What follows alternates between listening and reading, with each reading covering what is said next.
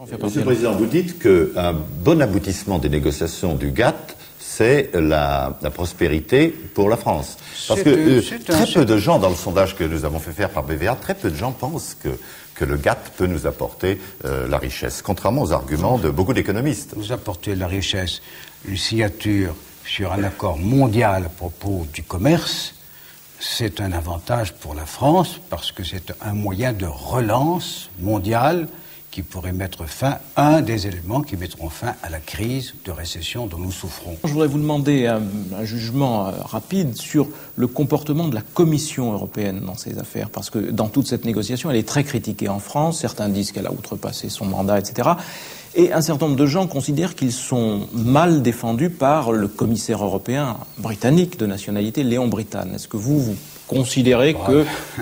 Je pense que la Commission fait un travail très utile.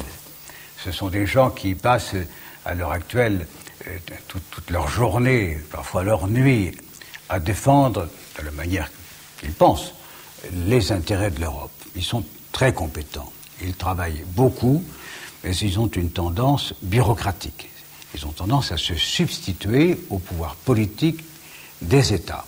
Et c'est pourquoi j'estime que dans les réformes de l'Europe, c'est déjà commencé avec Maastricht, il faut absolument que le Conseil européen, c'est-à-dire celui qui réunit les chefs d'État et de gouvernement, des 12, ait vraiment pleine autorité pour les choix politiques.